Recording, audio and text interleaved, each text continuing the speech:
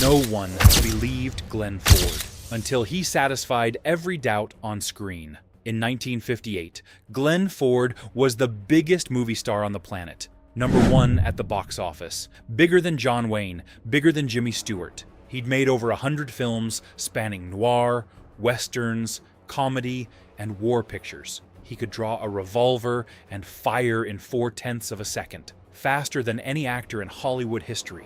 5 of his films are now preserved in the National Film Registry. He earned a star on the Walk of Fame, a Golden Globe, and the loyalty of millions of moviegoers who saw him as the ultimate American everyman. But here's the part nobody talks about. Behind that quiet, decent screen image was a man who secretly recorded his own phone calls for 40 years, capturing conversations with presidents, movie stars, and lovers. A man whose son later revealed he documented affairs with 146 women in his private diaries. A man who was married 4 times, with his shortest marriage lasting less than 2 months. A man whose director told him to his face that he would never amount to anything in pictures. A man who spent the last 15 years of his life as a recluse, locked inside an 8,000 square foot Beverly Hills mansion, forgotten by the industry he once ruled. And most people have no idea that before he became America's biggest movie star, he was a Welsh-named Canadian kid whose father drove a streetcar for a living. This is the untold story of Gwyllyn Ford. Let's begin. Number 10. The Boy with the Unpronounceable Name. On May 1st, 1916, in a small hospital in Quebec City, Canada, and a boy was born with one of the most unusual names in entertainment history, Gwyllyn Samuel Newton Ford. That Welsh first name, Gwyllyn, reflected a heritage that stretched back generations. His father, Newton Ford, was a railroad executive and paper mill owner of Welsh descent, and reportedly a nephew of Sir John A. Macdonald, Canada's first Prime Minister. His mother, Hannah Wood Mitchell, was an Anglo-Quebecer. Gwyllyn was their only child. The family lived in the tiny village of Sainte-Christine d'Auvergne in Portneuf County, a place so small that most Canadians have never heard of it. For the first 6 years of his life, young Gwyllyn knew nothing but rural Quebec, cold winters, and the modest rhythms of small-town Canadian life. Then, in 1922, everything changed. Newton Ford packed up the family and emigrated to California, where settling first in Venice and then in Santa Monica. But this wasn't some glamorous Hollywood migration. It was a steep fall. Newton went from railroad executive to motorman on the Venice Electric Tram Company, a streetcar driver. He held that job until his death at age 50 in 1940. The family lived modestly. No luxuries, no connections, no safety net. But something about Southern California got into young Gwyllyn's blood. He fell hard for show business before he could even spell the word. He appeared in his first community theater production at age 4. As a boy, he started sneaking onto the Culver City studio lots at night, climbing fences and hiding in shadows just to watch movies being made. At Santa Monica High School, he threw himself into every drama production he could find. To earn money, he worked as a stable hand for Will Rogers, the legendary comedian and horseman, who gave him riding lessons that would later make him one of the most natural horsemen in Western film history. He also cleaned bars for $5 a week, laid roofing tiles, and operated a searchlight outside a movie house. His father, practical to the bone, gave him advice he never forgot. Newton told his son it was fine to try acting, but he should learn real skills first. Learn to take a car apart, learn to build a house from the ground up. That way, he'd always have something to fall back on. Gwyllyn took this to heart. He studied carpentry, electrical wiring, and plumbing. Decades later, at the height of his fame in the 1950s, when he was making hundreds of thousands of dollars per picture, he still did his own home repairs. That working-class ethic would define everything about his career, and everything about how Hollywood underestimated him. Number 9. The director who told him he'd never make it. After graduating from Santa Monica High around 1934, Ford joined a West Coast touring company as a stage manager. He made his stage debut in 1935 in a production of Lillian Hellman's The Children's Hour.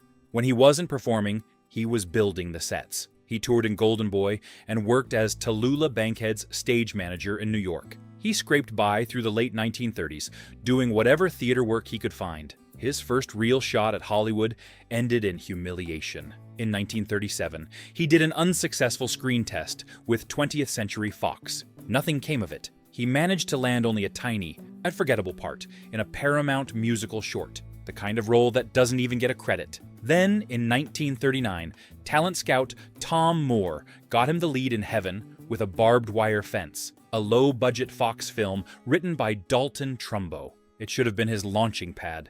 Instead, it nearly ended his career before it started. His director on that film was Ricardo Cortez, a former silent film star turned filmmaker. Cortez watched Ford work and told him flatly, to his face, that he would never amount to anything in pictures. The young actor was devastated. He packed his bags, left Hollywood, and returned to New York, convinced the director was right. But Hollywood wasn't done with Gwyllyn Ford. Harry Cohn, the notoriously crass and tyrannical boss of Columbia Pictures, somehow saw potential in this quiet Canadian kid. As Cohn signed Ford to a contract in 1939, the same year, Ford became a naturalized United States citizen on November 10th. Cohn immediately tried to rename him John Gower. Ford refused. He agreed only to change his unpronounceable Welsh first name, choosing Glenn from Glenford, his father's birthplace in Alberta, Canada. Even in reinventing himself,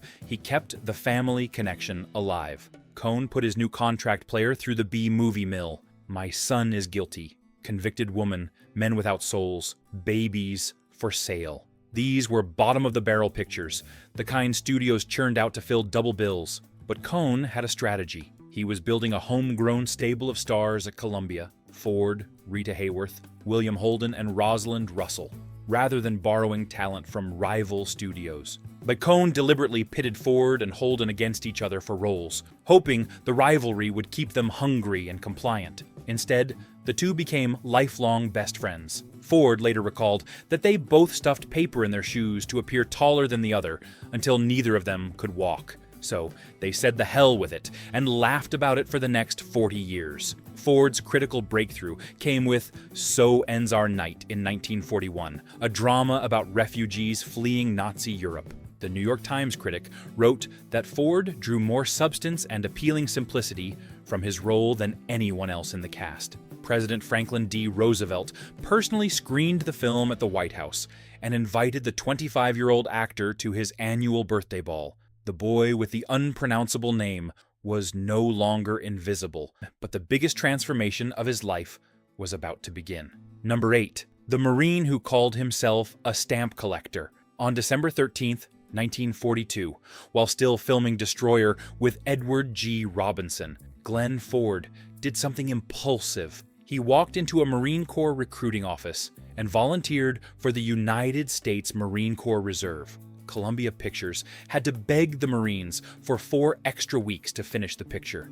At the recruiting desk, the sergeant asked Ford his occupation. Ford was too embarrassed to say he was an actor. He didn't want special treatment and didn't want the other recruits to think he was some pampered Hollywood pretty boy. So he told the sergeant he was a stamp collector, and that's what went on his official paperwork. Despite being offered an officer's commission based on prior Coast Guard auxiliary service, Ford declined. He didn't want even the appearance of Hollywood privilege. He entered as an enlisted man, earned his rifle marksman badge, and was named Honor Man by his platoon at boot camp in San Diego, the highest distinction a recruit could receive. He was promoted to sergeant and assigned to the photographic section. A bout of duodenal ulcers landed him in the Naval Hospital for 5 months, and he received a medical discharge on December 7th, 1944, exactly 3 years after Pearl Harbor. Now, here's where the Glenn Ford military story gets complicated. Over the decades, wild claims have circulated that Ford built safe houses in occupied France, was among the first Americans to enter the Dachau concentration camp, and filmed the Normandy landings. Military historians who reviewed his actual service records confirmed that none of this is true. Ford served exclusively at San Diego and Quantico as a photographic specialist. The combat myths likely arose from confusion with director John Ford, who actually did film combat operations with the OSS. But what is true, and what most people don't know, is that Ford's post-war military career was real and substantive. In 1958, he joined the Naval Reserve as a lieutenant commander. He was promoted to commander in 1963 and captain in 1968. And in 1967, at age 51, he volunteered for a month-long tour in Vietnam, traveling with a combat camera crew from the DMZ to the Mekong Delta. He reportedly endured enemy shelling and accompanied a special forces team on a jungle mission. He received the Navy Commendation Medal for this service and maintained military ties for approximately 36 years across 3 conflicts. The stamp collector turned out to be one of the most genuinely dedicated military men in all of Hollywood. Number 7. The slap that made him a star. Ford returned from the Marines to find a role waiting that would change his life forever. In 1946, he was cast opposite Rita Hayworth in Gilda, a smoldering film noir directed by Charles Vidor. Here's a detail that makes the story even better. Humphrey Bogart had been offered the male lead first and rejected the script, believing it would be nothing more than a woman's picture dominated by Hayworth. Bogart's loss became Ford's destiny. Ford later said something that became one of the most famous quotes in classic Hollywood. He said he became a star when he slapped Rita Hayworth. That single scene, where his character strikes Gilda in a moment of jealous rage, cemented Ford's tough guy image overnight. The film earned $3.75 million in domestic rentals alone, premiered at the inaugural Cannes Film Festival, and became a cultural touchstone that's still referenced in films to this day. But the Gilda story goes deeper than any movie. Ford and Hayworth began an affair during filming that would last, on and off, for 40 years. According to Ford's son, Peter, Hayworth became pregnant with Glenn's child during their next film together, The Loves of Carmen, in 1948, and traveled to Europe for an abortion. In 1960, Ford bought the property next to Hayworth's Beverly Hills home and installed a gate in the back fence so she could visit whenever she wanted. When Hayworth was diagnosed with Alzheimer's disease decades later, Ford helped care for her. When she died in 1987, he was among her pallbearers. Theirs was one of the longest, most complicated love affairs in Hollywood history, and it all started with a slap. Number 6. The film that launched rock and roll. By the mid-1950s, Ford was building one of the most versatile careers in Hollywood. But one film in particular changed not just his career, it changed American culture. In 1955, director Richard Brooks cast Ford as an idealistic teacher facing violent students in Blackboard Jungle. The film was explosive. It triggered riots in London. It was banned in Memphis and parts of Australia. Yes, senators demanded hearings. But here's the detail that connects Glenn Ford to one of the biggest cultural revolutions of the 20th century. Director Brooks needed a song for the opening credits. He discovered Bill Haley and his Comets' Rock Around the Clock when he heard Ford's teenage son, Peter, playing the record at their home. Brooks used it over the opening credits, making it the first rock and roll song featured in a major Hollywood film. The song shot to number 1 and eventually sold over 25 million copies worldwide. Think about that. Glenn Ford's S.Un.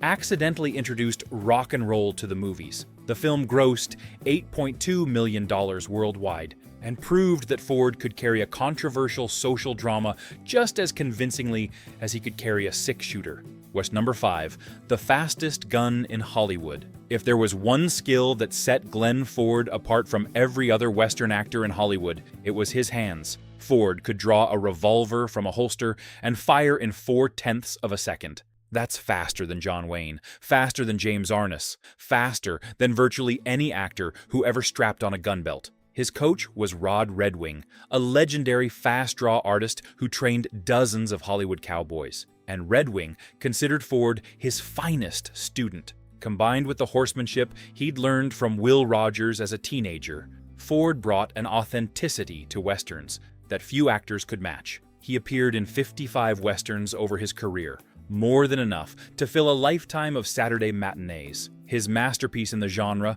was 3:10 to Yuma in 1957, based on an Elmore Leonard story.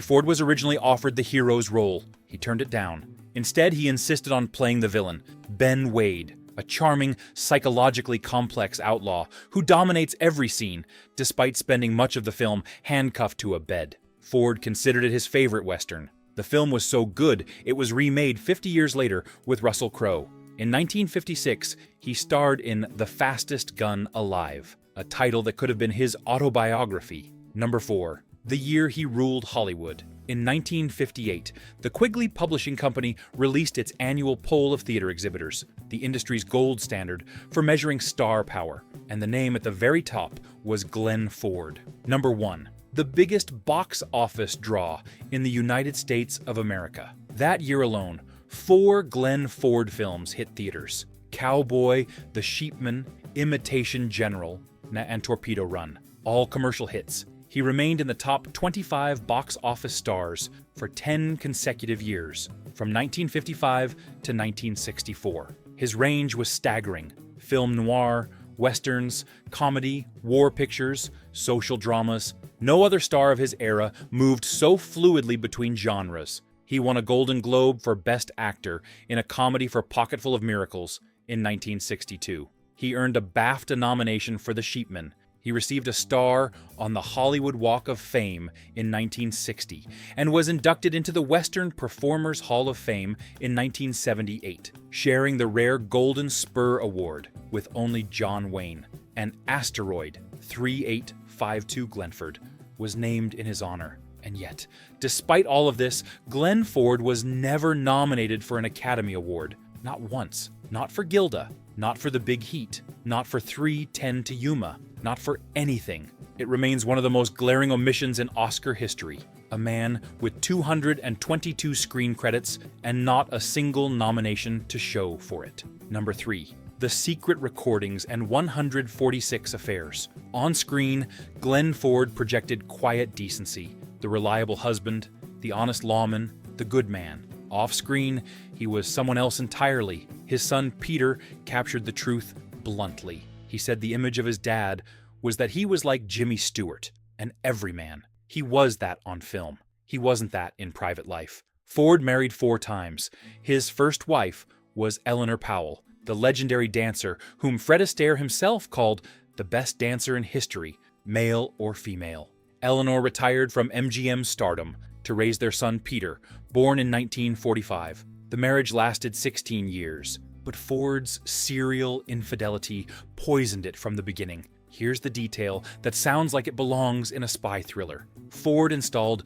a secret telephone recording system in their Beverly Hills mansion. The system recorded conversations for 40 years, capturing intimate exchanges with lovers and casual calls with Presidents Richard Nixon and Ronald Reagan, plus Frank Sinatra, John Wayne, Cary Grant, Gregory Peck, and dozens of other Hollywood legends. Eleanor finally filed for divorce on Ford's birthday in 1959, citing extreme mental cruelty. She said her marriage wouldn't have lasted as long as it did except for her religion. His 3 subsequent marriages followed a pattern of diminishing duration and increasing dysfunction. Actress Katherine Hayes lasted 3 years. A model, Cynthia Hayward, 32 years his junior, lasted 7. His final marriage to his nurse, Jean Baus, in 1993, lasted less than 2 months. According to Peter Ford's 2011 biography, Glenn Ford, A Life, his father documented affairs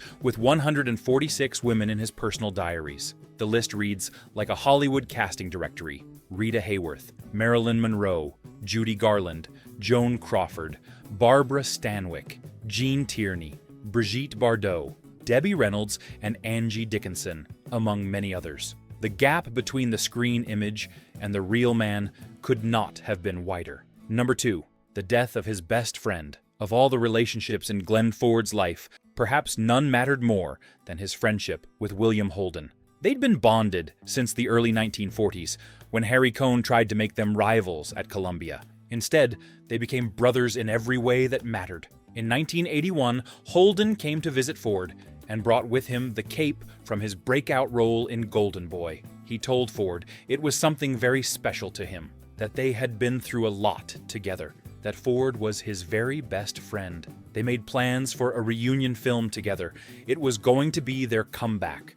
two aging legends sharing the screen one more time. Weeks later, on November 11th, 1981, William Holden was found dead in his apartment. He had fallen while drinking and hit his head on a nightstand. He bled to death alone on his bedroom floor. He was 63 years old. Ford was devastated. The reunion film would never be made. The best friend who had been there from the very beginning, the man who stuffed paper in his shoes, who refused to be a rival, as who brought over his most precious possession as a gift, was gone. Ford never truly recovered from the loss. Number 1, 15 years of silence. The final chapter of Glenn Ford's life is the one that haunts you longest. His decline began with 3 expensive flops in the early 1960s that damaged his standing. By the 1970s, the new Hollywood revolution had swept past actors of his generation. He transitioned to television with the CBS series Cades County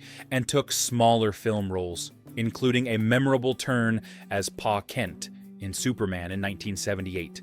The man whose death teaches the young Superman that even infinite power has limits. Then, in 1991, blood clots in his legs hospitalized Ford at Cedars-Sinai Medical Center in critical condition. He was forced to withdraw from the cable series African Skies. He'd been set for a cameo in Tombstone in 1993, but was too ILL to appear. A series of strokes through the 1990s left him partially incapacitated. A severe drinking problem, which his son said nearly killed him, compounded the damage. The man who had once done his own stunts, who drew a pistol faster than anyone alive, who went hang gliding at age 64, was now confined to his octagonal Beverly Hills mansion, an 8,000 square foot home he'd built in 1965, featuring an atrium with a 900-pound artificial sun hanging from the ceiling. He didn't leave that house for 15 years. For his 90th birthday on May 1st, 2006, the American Cinematheque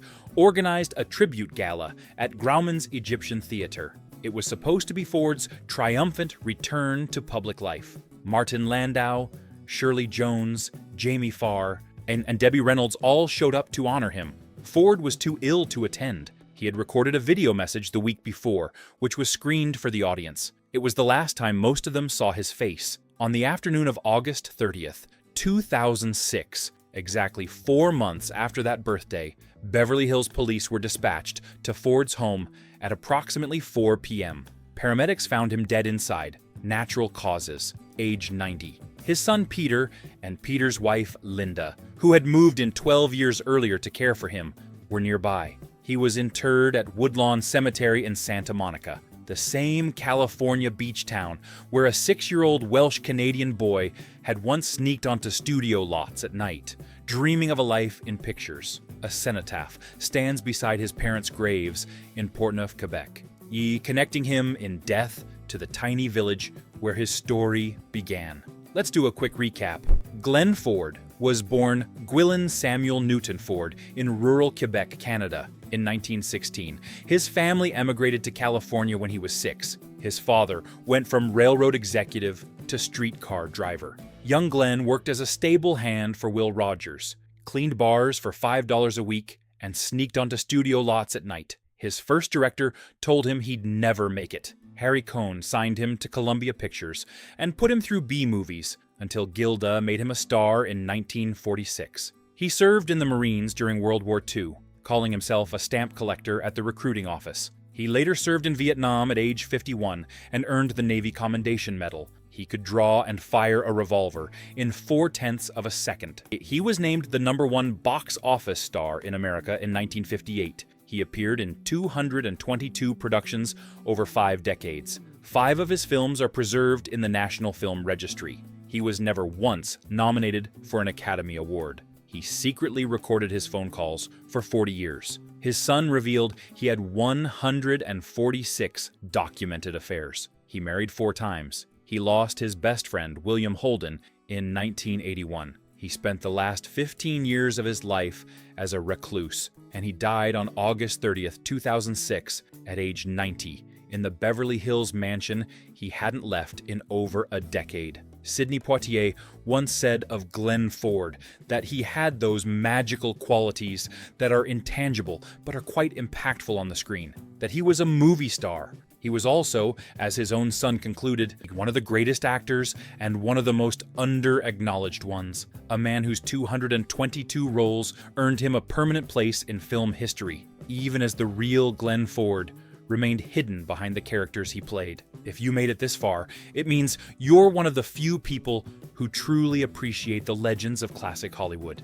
Hit that subscribe button so you don't miss the next one, and leave a comment telling me which Glenn Ford film is your favorite. I'll see you in the next video. Next.